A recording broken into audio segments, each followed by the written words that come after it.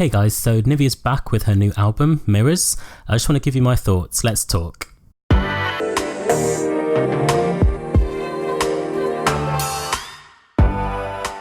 Hey guys, welcome back to What's Poppin'. So today I want to talk about the new album that's been released by Nivea. For those of you that don't know, Nivea was a pop/R&B artist that was popular back in the early to mid 2000s. She then went away, she had some personal issues and she got married and had some kids. But she's actually back with a brand new album called Mirrors. Now the album itself, I'll talk more about that towards the end of the video. But I've actually gone through, listened to it and picked out 3 of the tracks that really stand out to me and the ones that I really like so far listening to the album. So the 3 tracks are the opening track called Ride With Me, a track called Even More, and then Should Have Known. So I'm going to go through and break down each of the 3 tracks, what I liked about them, and then I'll overall talk about the album at the end of the video. So the first track, Ride With Me, was certainly fitting for the opening track for the album. It was quite dramatic when I listened to the actual opening. There's a lot of bells and pads that kind of introduce the track, and it almost felt like the theme or the soundtrack to like a space movie, like a sci-fi film. I would really describe the track as electronic R&B. I think that's probably the best way to describe it. One thing that I really like about Nivea, and it's not really common amongst many of the artists, is she does amazing backing vocals for her own tracks. So for example, you know, she's got this track, she's the main singer, she's then obviously redone the backing vocals and overlaid those on top of her own. Now someone like Beyonce is really good at this as well. She'll take the backing vocals from the demo, because let's not pretend that these artists write all of their material. Some do, but not all of them. But she'll take the demo, she'll record the main vocals, and then she'll record the backing vocals as well. And I think Nivea does this really well, but she actually sounds amazing. Marie, an R&B singer as well, she's really good at backing vocals as well. But there aren't many artists. You know, some artists will just take the demo and they'll just jump on the track and throw it out. So I'm happy that Nivea's taken the time to actually do the backing vocals, and like I said, she sounds amazing on it as well. One other thing that I do notice about the song is Nivea sounds a lot like Ciara. Now, I'm not sure if this is something that's changed in terms of how she sings. I never really noticed it with her older music, and I have got a video coming out about Nivea's Spotlight over the weekend, which will drop, which goes into a bit more detail into her previous tracks and albums, but I've never really noticed that Nivea sounds like Ciara, so I'm not sure if Nivea's changed how she sings. Obviously she's evolved over the last 18 years, so her singing style and abilities going to have changed, but I don't know if it's due to that or if it's due to the production of the song. Now, I mentioned before that the song itself is electro R&B, or that's how I'd describe it anyway, and to be honest, that's how I describe a lot of Ciara's music. It's electro R&B, so it's arranged in an R&B format, but the sounds and the instruments used are very electro or electronic. And that really came across, like I said, with Nivea's first track on the album. I think one thing that makes Nivea stand out differently from Ciara, and I've said this on my previous video, is Ciara always sounds very internal when she sings, a bit nasally, and she's quite monotone in her sound, whereas Nivea, I don't think is like that. She projects her voice, she has a very broad range of vocals, and she harmonizes really well. So I think overall, you know, if we're comparing singing abilities, Nivea's way up there in terms of Ciara. But the electro R&B sound, like I said, goes throughout the whole song, even up to the bridge. And when it hits the bridge, and you know, I like a good bridge, but the bridge itself, and I suppose what leads the song to the out, is it's very 70s guitar electro. It's really strange, but at the same time it fits really well and it stands out, and that's a running theme throughout the whole album. I would say is the album doesn't fit into anything that you can hear, certainly in the GP commercial market. It doesn't fit in with any of that. It's not very radio friendly, I'll say that from the out, but what I do like about it is it stands out and it's very different, and I think in today's music climate you need that. So like I said, it was a really good opening track for the album. It really gives me an idea that it won't be, or wouldn't be, a typical R&B album that I was going to be listening to, but it really showcased Nivea's vocals and kind of introduced her and introduced her back into our eyes, because you've got to remember Nivea's last album was kind of 2011, so she's been gone for almost a decade, and things change, new people come in and people move on.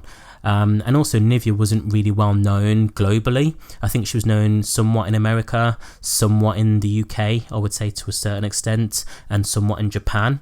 But she didn't really have global presence such as Sierra, such as Beyonce or Rihanna or Ashanti. So again, it's just really introducing her back into the music, really. So the next track that I really liked was called Even More. Now this song itself is only 1 minute and 40 seconds. Now I have noticed this with a few artists recently, that they have started to create shorter songs and shorter albums. Summer Walker, who has released her album this week as well, had a few shorter songs on the album, and I think this is more designed around lifestyle. Now you've got to remember, in 2019, with how we consume music through digital services, Spotify, Apple Music, Google Play, etc., things are very quick, things are very instant, and people move on very quickly.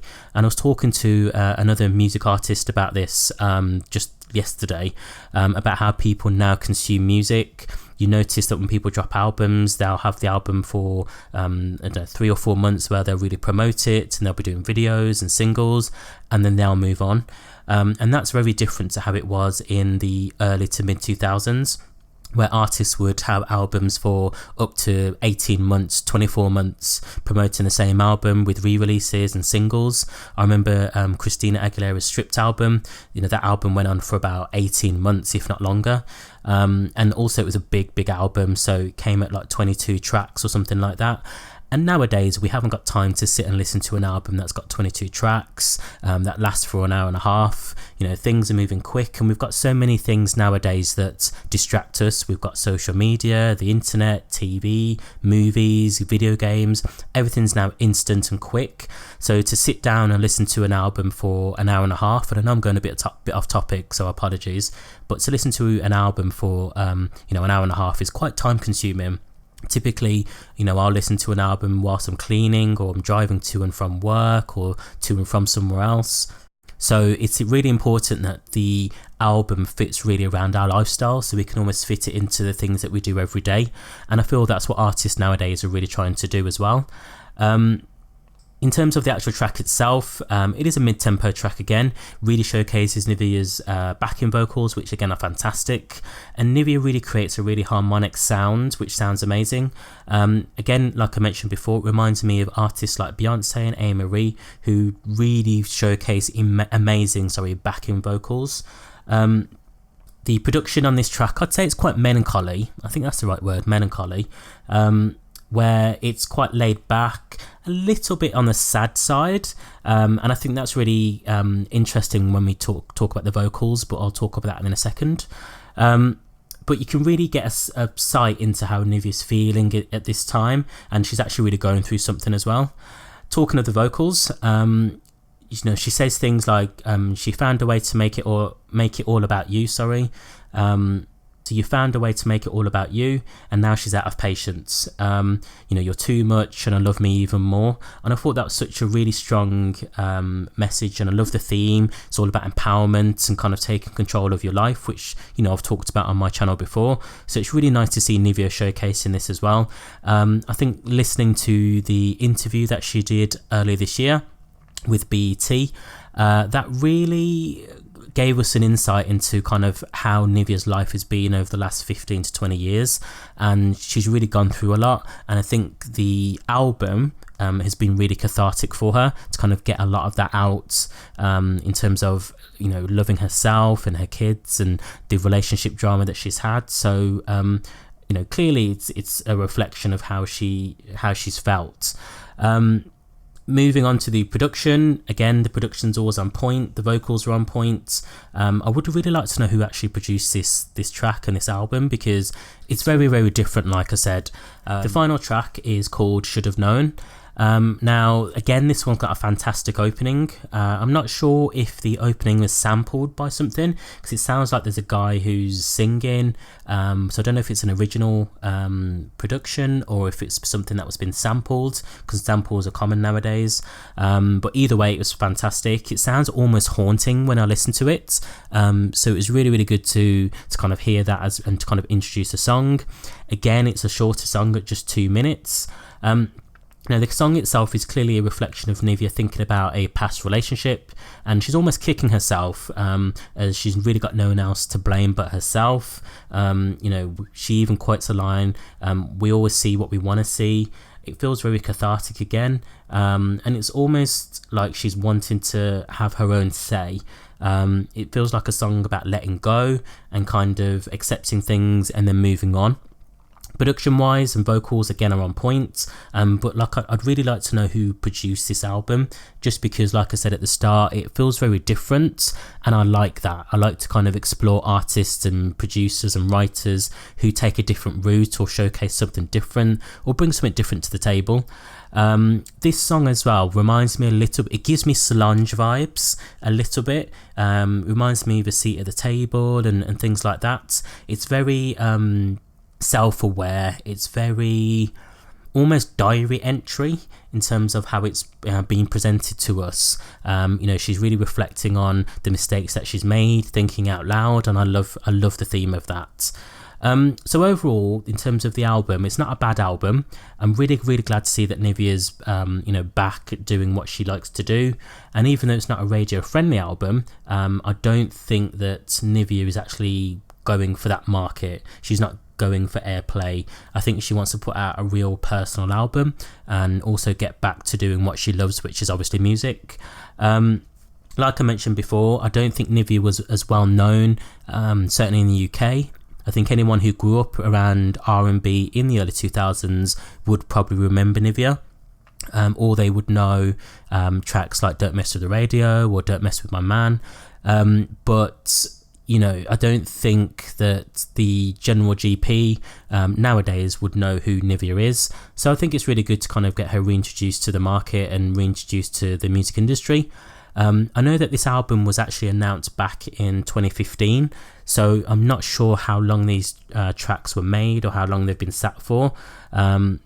Like I said, it doesn't sound current, but it does sound different, which is really, really good. And I really hope she finds success with the album. It's certainly a departure from her pop/R&B sound that she had before, and it's really more of a mature sound, which again you'd expect.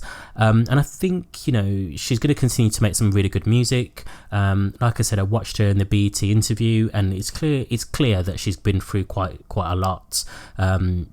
I would like to see her collaborate with more well-known artists and get her back to the GP. I think she's got massive potential, and her vocal range and her vocality, is that a word? Vocality? But I'm making it a word. It's fantastic. It's on point. But I'd really like to see her collaborate, with just some better well-known artists. Get her on some dance tracks and collaborate with some R&B and hip-hop producers, just to kind of get her name out there and let everyone know that she's back as well. I didn't even realise this album was actually coming out. I was scrolling through my Apple Music, and again I saw the album just popped up, so I was really surprised by that. So I think she needs to get a better presence online, get some social media behind her, because that's what it's all about nowadays, is social media and how you interact. But let me know below if you've heard the album and what your favourite tracks are, and also drop a comment below. Just put Nivea in the comments if you remember Nivea from back in the day and what you thought as well. And make sure you go and stream her on all major platforms, and make sure you support your girl. So that's it for today, guys.